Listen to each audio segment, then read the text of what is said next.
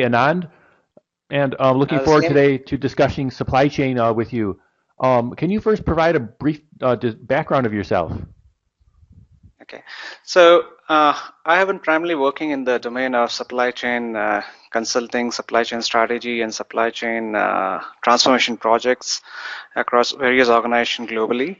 I started working my career with PricewaterhouseCoopers, then moved on to GE, and then JDA, which used to be the erstwhile I2 logistics organization, and then of course right now I'm working with ITC Infotech. But I worked with the various organizations uh, across the globe, across doing transformation projects, and one of the things that really interested me as over the years has been the people aspect in supply chain transformation projects. With the advancement of technology, there has been a lot of, I would say, very sophisticated software tools available in the market in this space, in the supply chain space, whether it be execution or whether it be planning and optimization piece. But where I've seen is, and that's been across globe, whether it be developed economies or with whether it be emerging countries economies, organizations do uh, start supply chain transformation projects. A lot of these are enabled through technology, with a lot of interest, with a lot of gusto. But over the years, the interest slowly start waning away, because they find it really difficult to absorb the complexities of this software. They really struggle to utilize the functionalities that's available in this software, and that's been my, uh, I would say, my interest to help organization to adopt them to utilize their functionality in the fullest capacity. And can you talk a little bit about how it's done? Okay, so what we are talking about here is so supply chain primarily are, if you look into the area of supply chain, is broadly classified broadly into two areas. One is um, the supply chain execution piece. The other is supply chain planning and optimization piece. The supply chain execution piece has been there for quite some time, probably in some way or the other. It could be, if you leave out the technology pieces, has been there for as old as probably the history of organization would be.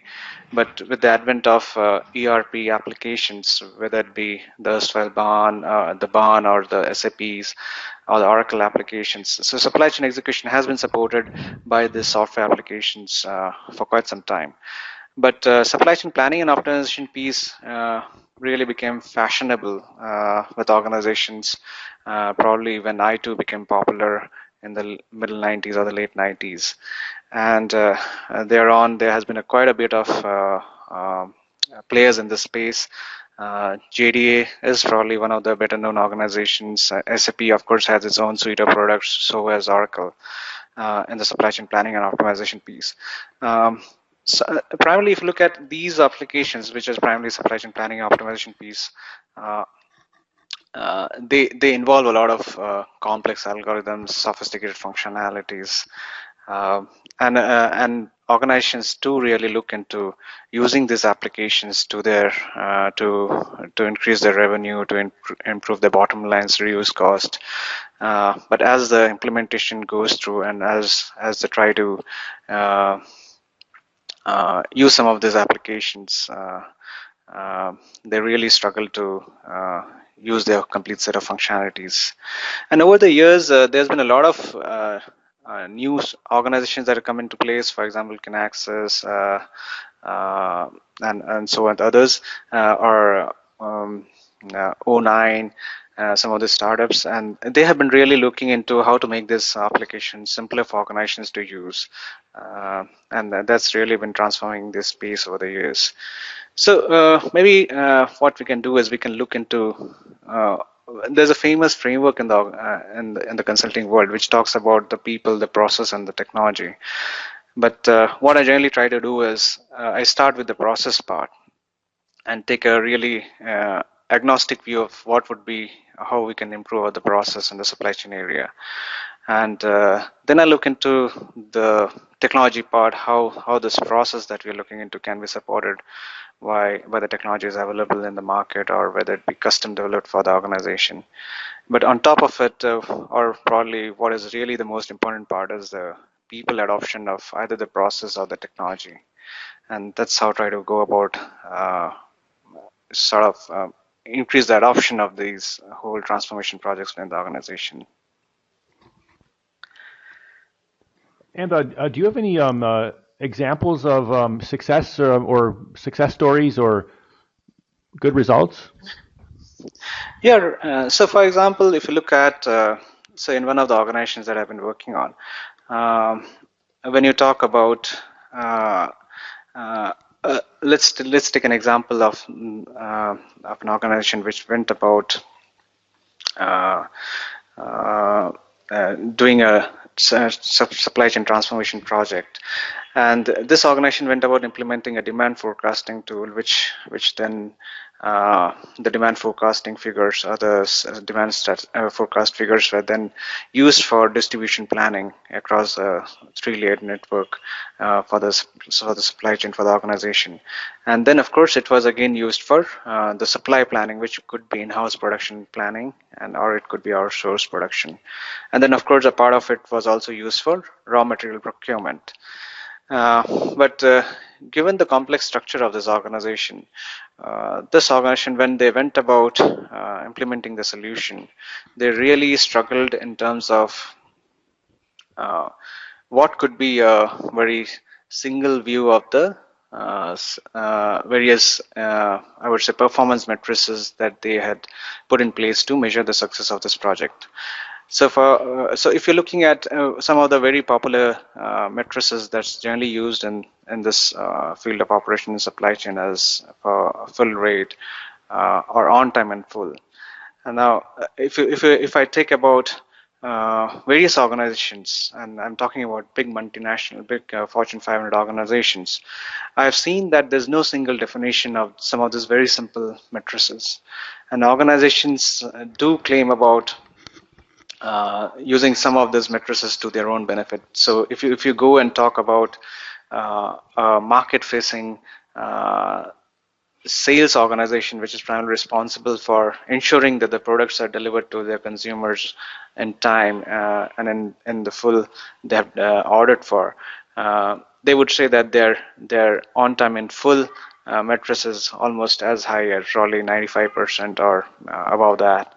But when you go delve deeper and look into the exact definition of how they have defined this KPI, how they have defined this matrix, it really looks that they would have probably not taken a very scientific approach towards it. They would have defined this particular department, the sales department would have defined what could be the best way to represent their own interest. And if you go further upstream, and if you talk to the production guys and talk about, oh, these guys are claiming that they are already on having a very high on time and full matrix.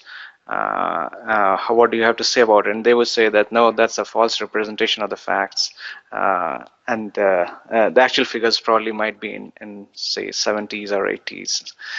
Now, if you go into deeper, and these organizations often struggle that I don't understand why I get two different pictures from two different departments within the same organization. The second, what they struggle is, how do I bring about these two departments work in really a symbiotic way, so that the whole organization benefits through the supply chain transformation projects as it goes along.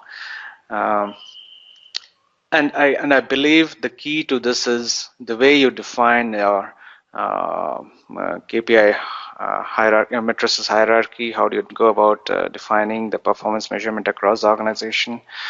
And that's when the people aspect starts coming in. So in this particular case, what we went about was we defined the supply, sales and operation planning process very scientifically. We kept out first the people dimension out of it. We look into the whole process and said, okay, this how it should be looked into. This is how the performance measurement should be defined. This is how the process should start, at what day and of the month. what are the technology aspects, what kind of when do you run the demand forecasting piece in the application, supply chain application, then go about planning the distribution planning. And so we went about defining the whole of supply chain process, and then we ensured that, and supply chain sales and operation planning process is probably one of the most I would say difficult process to establish in any organization, because there are too many departments which get involved in it, right from sales, right from marketing, procurement, production, finance, probably the logistics and warehousing. Everybody has to get involved in it, and unless you take a very detailed process-oriented view, you would find it really difficult to get it accepted by all the various departments. And that brings us to the various important aspect of people.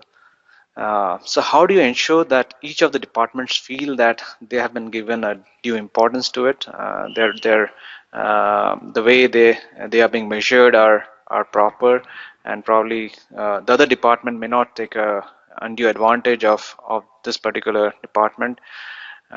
So you have to go about doing a proper, I would say, approach of defining the whole piece of performance measurement there, right from what the objectives of the organization is, how does it get into or drill down into operating performance matrices, and then gets into how does it get into, say, probably the tactical aspect of measurement.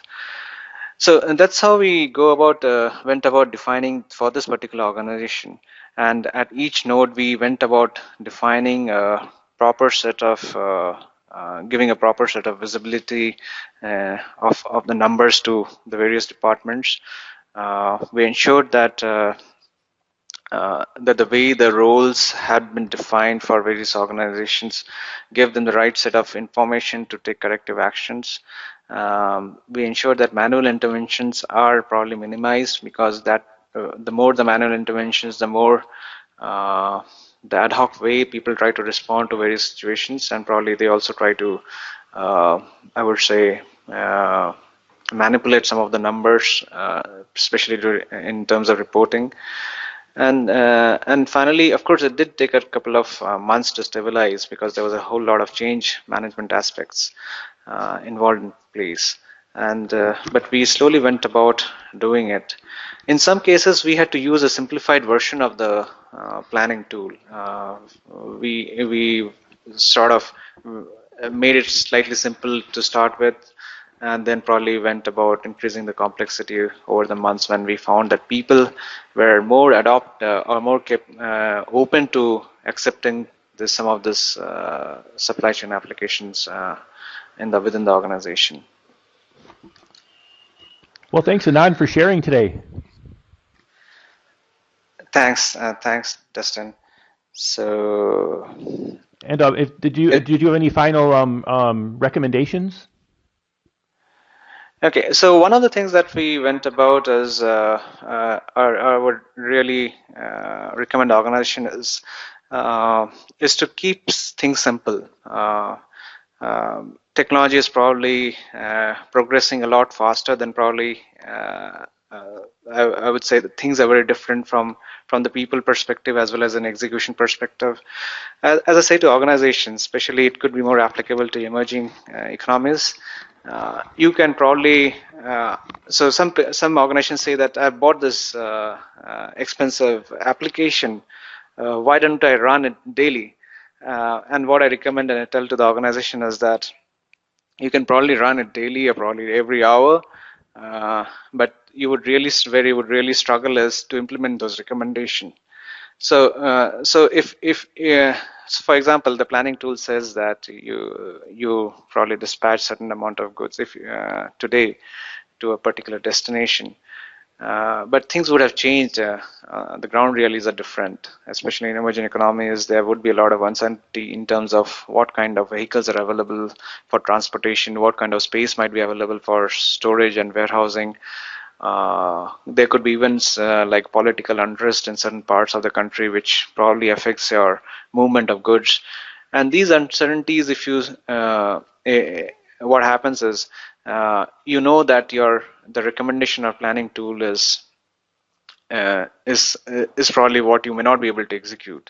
So you would have to bring in certain amount of people aspect to it. Uh, but so to bring in that, you have to really keep the application a relatively simple to begin with. Your planner should be able to comprehend the results that's thrown out of this application. They should be able to absorb this and understand the fullest implication of this results for your organizations, and then take a decision in terms of how they can be implemented given the ground realities of this, especially in these emerging economies where there are probably a lot of more uncertainties and variations in execution. So I would really recommend is keep things simple. Just because you bought an expensive application does not mean that you have to use everything. Make sure you use whatever is actually needed for your organization. Uh, and probably what you can do is evolve the adoption of this technology as you move towards your goal. Thanks, Anand, for sharing. Thank you, Dustin. Thanks for your time.